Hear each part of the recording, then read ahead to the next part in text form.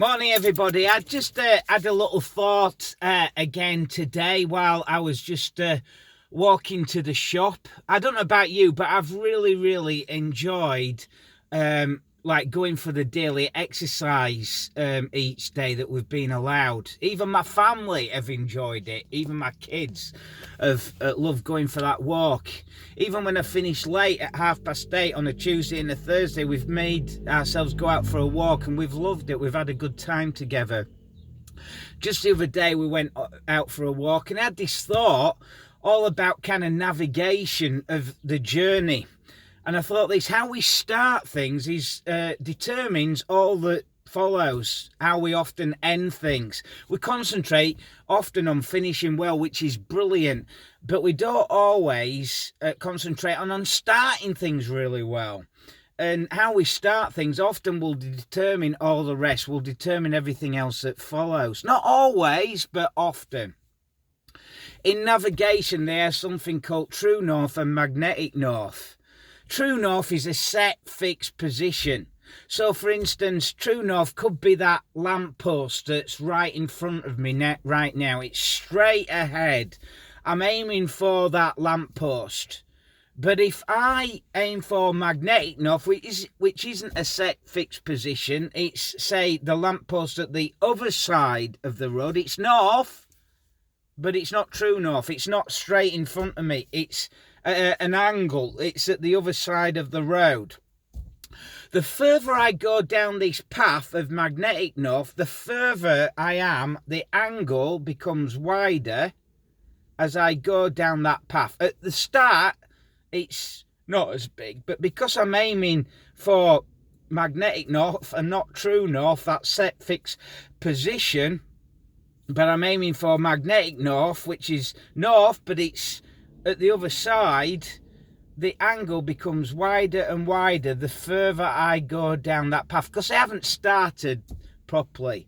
So in navigation, they use not magnetic north, but true north, because it's a set, fixed position. How we start things and what we aim for in starting things will determine everything else that follows. You can see that in the Gospels. In fact, in every book of every part of the Bible, the first few verses determines everything else that follows.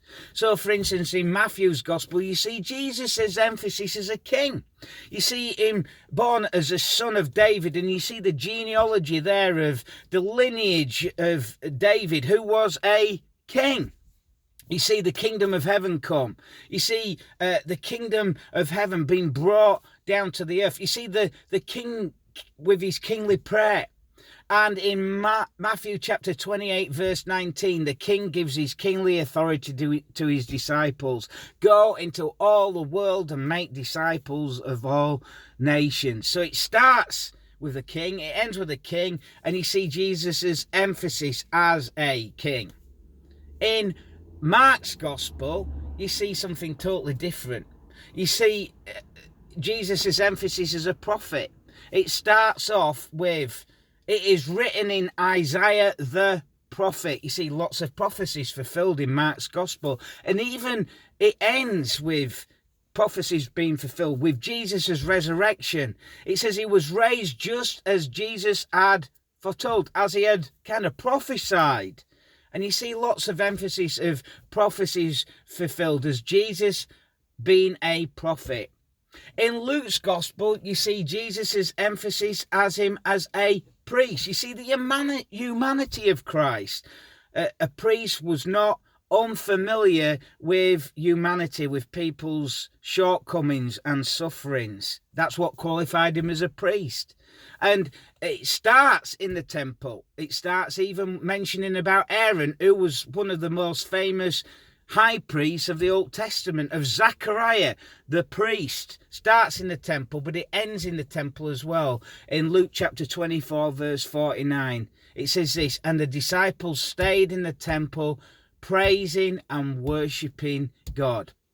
And the emphasis there of Jesus' humanity all the way through Luke's gospel, and the emphasis of Jesus as a priest. So you've got the three ministries there, the main ministries of prophet, priest and king. They were the three main ministries in the Old Testament, and Jesus fulfills all three of them.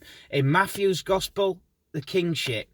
In Mark's gospel, you've got him as a prophet.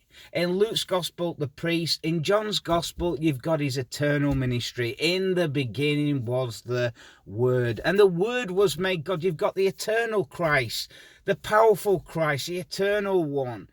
And it ends in eternity as well, because it says that if we could write down everything that was written that Jesus said and did, there was not room in all the world for all the books that could be written. Why? Because Jesus is still doing his ministry through you and I today, the eternal ministry of Christ. Prophet, priest, king, John's gospel, the eternal ministry of Christ.